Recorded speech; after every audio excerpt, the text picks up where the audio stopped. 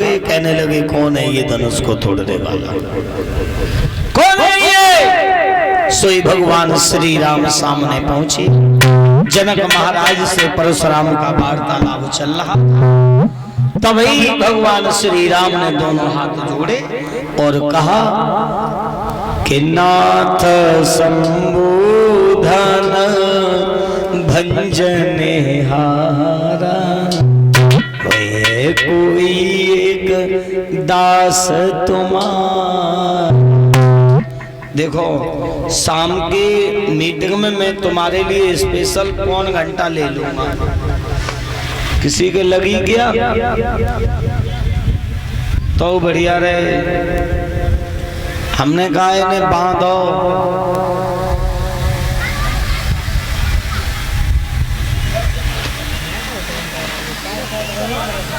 इसे बांध दीजिए। हाँ, कहने का मतलब ये है तुम्हारे दास के अलावा किसी और की हिम्मत नहीं है जो इस धनुष को हाथ लगा सके। परशुराम ने जवाब दिया, सुनो, है सेवक का मतलब होता है सेवा करने का, लेकिन तुम लड़ाई करने है। राम, तुम्हारी हिम्मत पड़ी तो पड़ी कैसे? बोले बाबा के धनुष को तुमने तोड़ा तो तोड़ा क्यों? मैं जिंदा नहीं छोड़ेंगे। और सुन ले,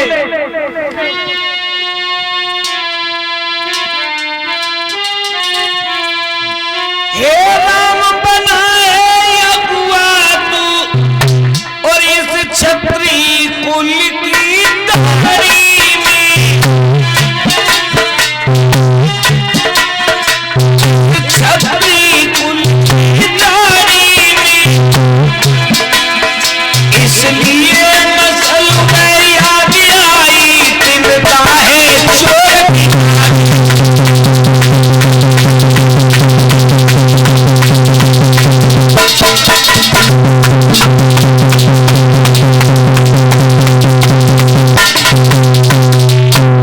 समझ रहे हो ना? राम तो कुछ नहीं बोल पाए। लक्ष्मण बोले, क्यों ये लाल पीली आंखें दिखा करके हमें डराना चाहते हो? जो ये बार बार पूरा फरसा निकला करके हमें तुम डराना चाहते हो? और हम जानते हैं सदैव हमारा ये धर्म है कि हम ब्राह्मणों की सेवा करते आए और ब्राह्मणों की सेवा करने का हमारा पहला धर्म है। भैया का कोई दोष भी नहीं है, हाथ लगाते ही लगाते वो पुराना धनुष टूट गया। लेकिन आज इस धनुष के पीछे तुम इतना मतलब चीख रहे हो, लेकिन याद करो कि बौधन तोरी लरिकाई और कवौन यसरी सकीन गुसाई। पहले बचपन में ऐसे धनुष न जाने कितने तोड़े, कितने खेले, तब तुम कभी नाराज न हुए। आज भैया का हाथ लग गया तो तुम इतने नाराज हो रहे हो हैं? और जानते हैं कि तुम बहुत बहुत दयावान हो ब्राह्मण। तुमने अपनी सगी मैया पर बहुत बड़ी दया दिखाई, दर्शाई हैं? तुमने अपने सगे भाइयों का कत्ल कर दिया। तुमने अपनी मैया रेणुका को जान से मार डाला। क्या तुम्हें यहाँ पर आज हमें ब्राह्मण बन करके क्या अपना पुरुष अजमाने के लिए आया? अरे समझो,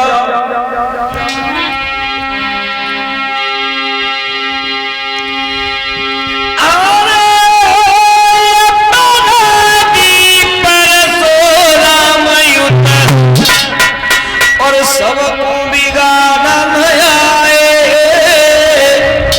और सुनो, पतई पिलोगी तो भैया ने तो अभी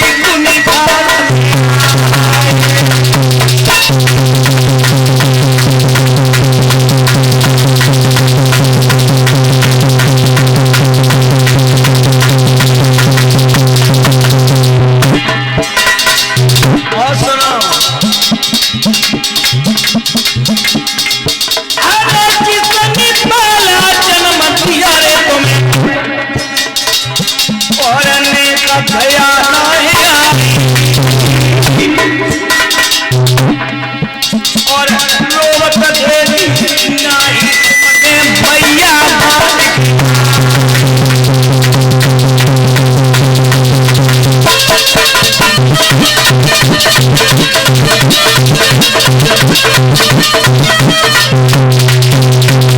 समझ रहे ना?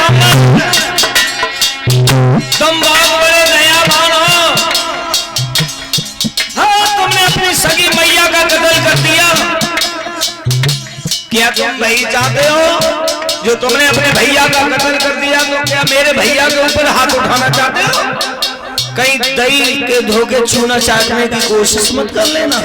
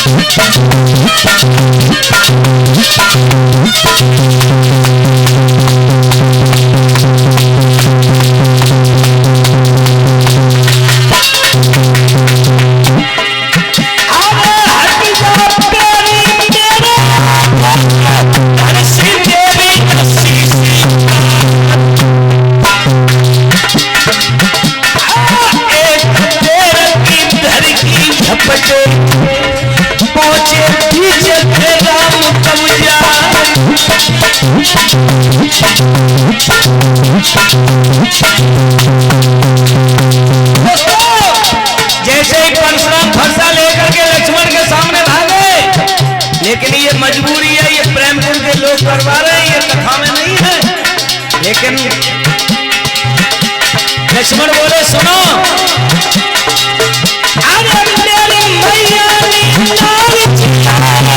मेरे चने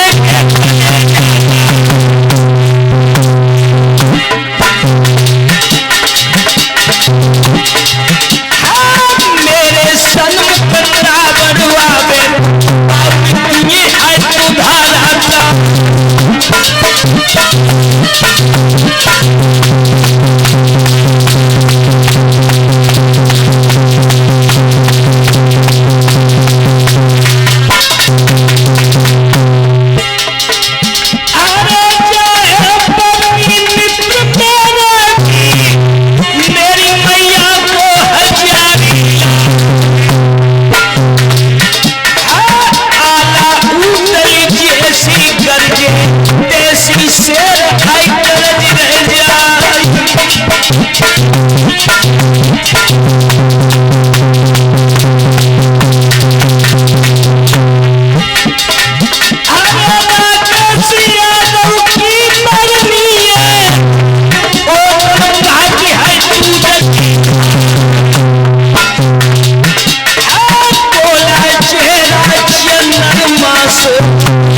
चमक चमक रह जाए।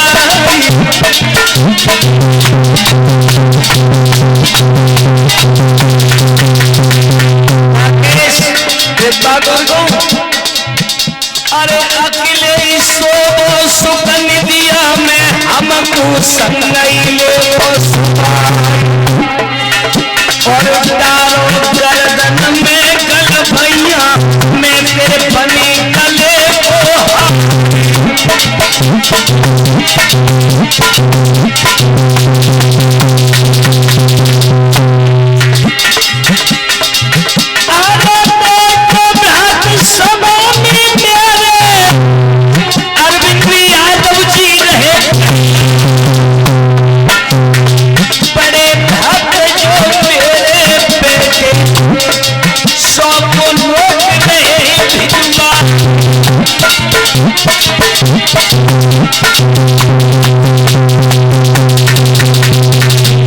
किनके बेटा? अरे तुम्हारे हमने यानी अरविंद भैया के यानी अभी तो ये तो बहुत बड़े हो गए, अभी भी बच्चे। क्या नाम है?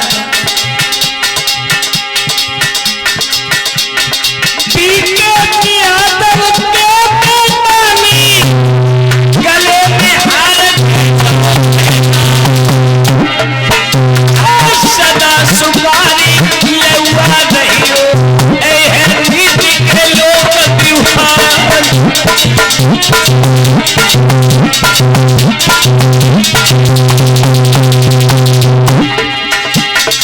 श्यामा श्याम सलोनी सूरत के सिंगार बसंती है। श्यामा श्याम सलोनी सूरत को सिंगार बसंती है।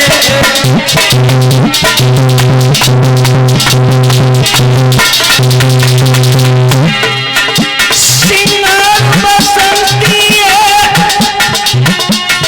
हाय सिंगार बसंती है। श्यामा श्याम सलोनी सूरत पे सिंगार बसंती है।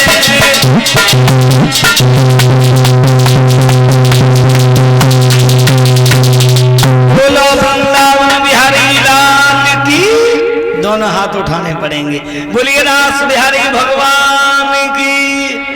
बड़ी अच्छी बात, बड़ा अच्छा प्रेम, बड़ा अच्छा भाव। लेकिन गांव में थोड़ी सी कमी है कि यहाँ के लोगों पे बच्चे कुछ ज्यादा हैं, मुझे ऐसा लगता है, बस और कोई कम। क्या यही काम है तुम लोगों पे, खेती का काम नहीं है? सुखदेव जी समझा रहे राजन परिचय।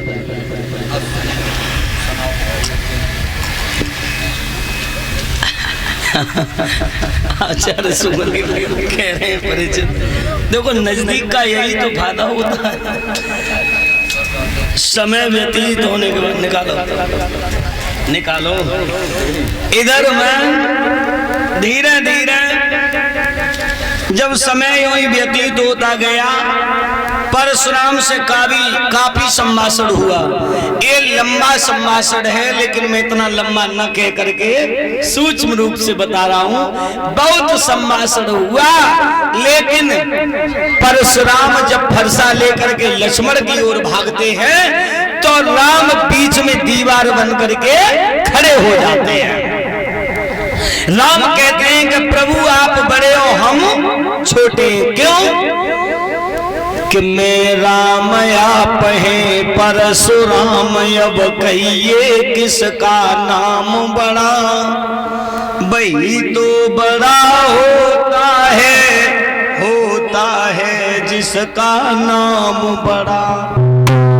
मेरे नाम में कितने अक्षर हैं? 2। तब मुझे कहा राम, और तुम्हारे में 5। तुम कौन हो? परशुराम। तो तुम तो वैसे भी।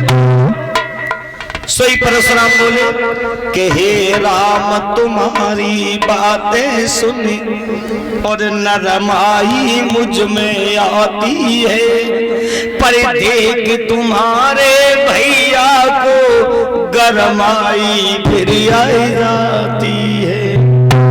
तुम्हारी बातें सुनकर के राम बिल्कुल में शीतल हो जाते हैं, लेकिन जब तुम्हारे भैया की बातें सुनते हैं तो ऐसा लगता है कि कोई अब हमें रोक नहीं पाएगा। सोई परशुराम ने अपने वाला धनुष बाण दिया, कहा कि इसकी प्रत्यंचा पर बाण को चढ़ा के दिखा दो तो हम समझ जाएंगे कि तुमने ही धनुष को तोड़ा। क्यों? कि राम रमापति कर धन लेऊ और खेचो चाप मिटे संदेह। हेलो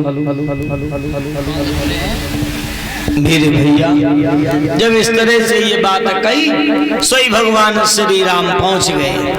तब एक चौपाई और गई है, और देखो चौपाई में तो हर चौपाई में शंका मिलेगी तुम्हें कि लेत चढ़ावत खेचत गाड़े, काउन लखा देखी सब ठाड़े।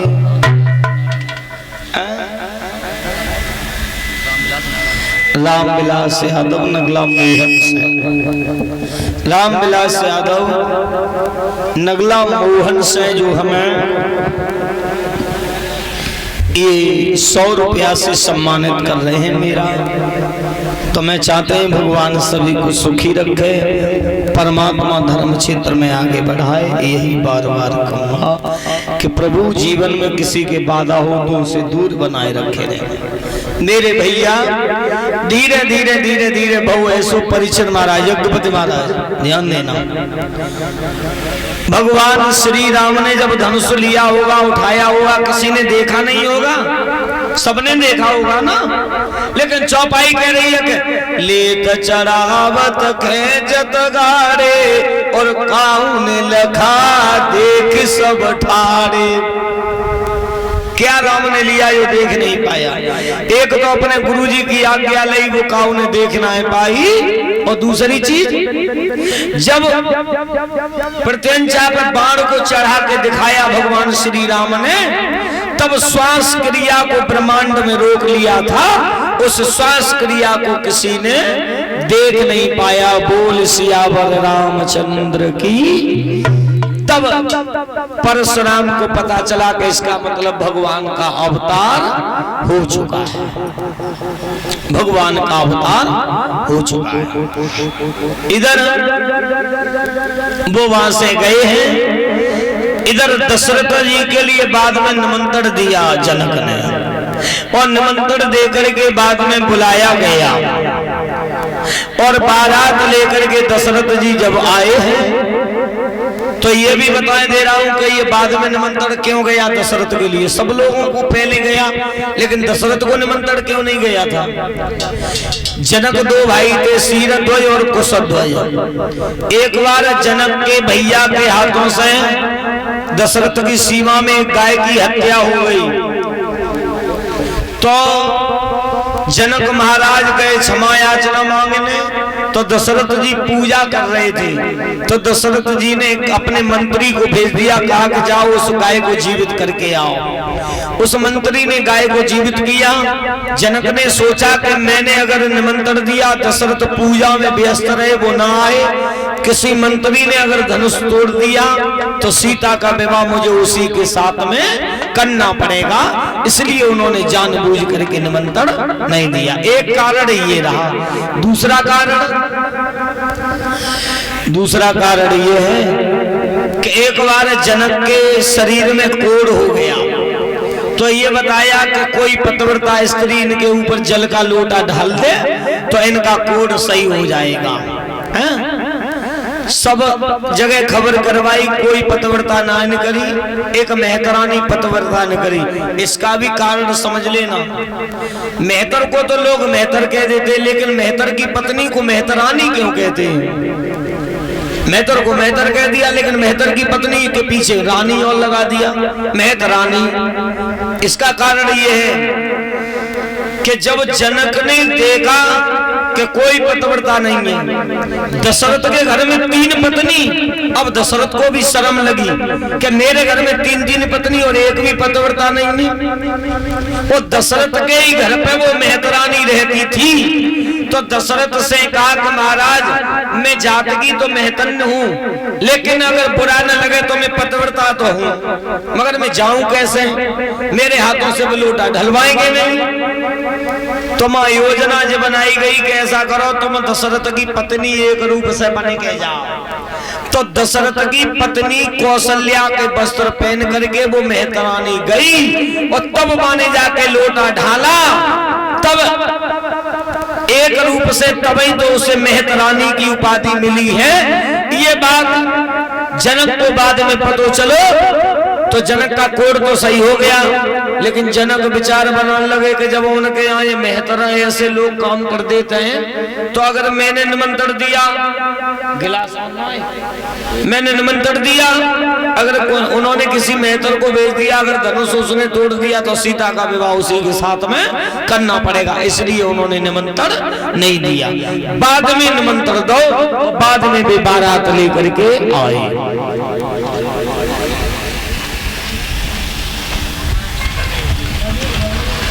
हाँ, समय उपरांत विवाह होने लगो, सीता वरमाला लेकर के आई। लला जाओ में भेज पड़ो, अगर तो सामने वालों की आवाज बढ़ाओ। इधर मैं जब धीरे धीरे सीता वरमाला लेकर के चली, तब चौपाई और लिखी। हाँ, और माता बहने भाई बंधु ध्यान देना, कथा भागवत जब ध्यान से सुनी जाती है तो नींद आती है, अक्सर करके देखा है मैंने। आराम से प्रेम से संत भगवान कथा सुने, माता बहने भाई बंधु एक एक बातों पर ध्यान दें। कि रंग भूमि और जब सिया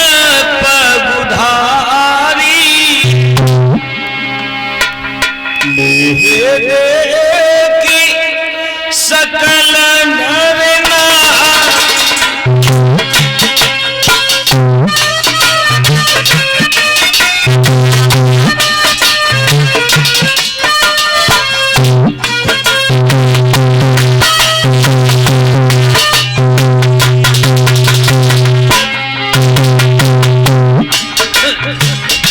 चौपाई का कह रही है। रंग भूमि जब सिय पगधारी और मोए देख सकल नर नारी। अगर सीता जी को देख करके स्त्री को देख करके अगर मोहित हो जाती तो बाबा दूसरी जगह और नहीं लिखते।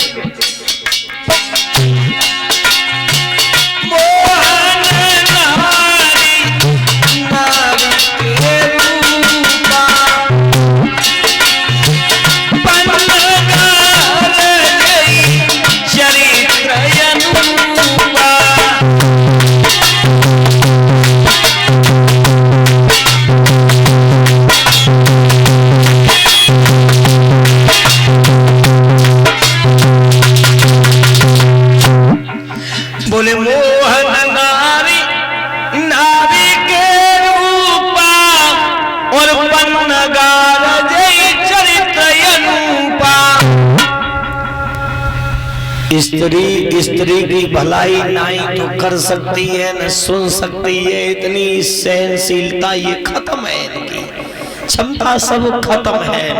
क्यों बताऊं?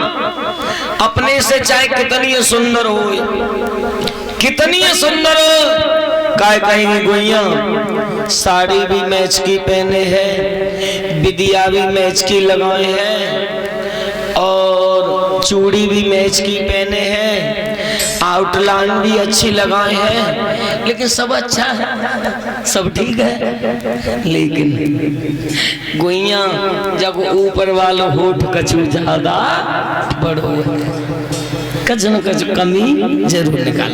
अच्छा छोड़ो, जा बातों को छोड़ो, तुम अपने घर की रामायण उठा के देखो, अपने घर की रामायण, और जहां से तुम कथा सुन के जा रहे हो और घरे जाके कह दियो कि भैया फलाने की पत्नी बड़ी सुंदर है, उनकी पत्नी, अब मैं नाम किसी का नहीं लूंगा क्योंकि नाम लूंगा तो लड़ाई होगी, इसलिए मैं तो बहुवचन की बात कर रहा हूं, मैं एक वचन में बोल जाए नहीं रहे। मतलब कह देना कि फलाने की पत्नी बड़ी सुंदर है, तो मालूम है क्या कहें भाई अच्छी है, उन्हीं को पैड़ा उड़ाओ अच्छो लगता है, उन्हीं की चाल अच्छी लगत है, उन्हीं के हाथ को भोजन अच्छो लगत है, उन्हीं के हाथ को पानी अच्छो लगत है, उन्हीं की बातें अच्छी लगती हैं, मीठी मीठी बातें करती रहती, हमसे कबो मन से बात ना करते, और देखो हमसे घुर्राते ही रहत, और बे अगर बे दूर से इन्हें कहाँ से जाए तो समझ लो तो भाई अच्छी लगती है, उन्हें चले जाओ, उन्हीं के हाथ को पानी अच्छा लगा तो उन्हें चले जाओ, फिर ये काले भी आए उन्हें चले जाओ, कोई न कोई कमी जरूर बताएंगे। मेरे मतलब है स्त्री की भलाई कभी नहीं करेंगे। लिखा थोड़ा आगे आ जाओ, आवाज आगे आएगी थोड़ी। अरे नारी क्या हुआ, आवाज कम आ रही है उधर।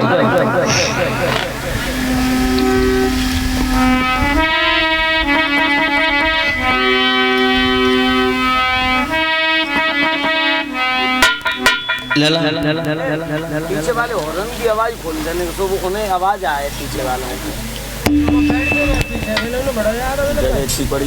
आगे थोड़े आ जाओ, नहीं आगे आ जाओ, जगह है, आ जाओ कोई बात नहीं, आगे आ जाओ। आज बंद पड़े हैं क्या वो? चेक करवा लो एक बार, बंद तो नहीं है। देखते रहा करो, भागते रहा करो।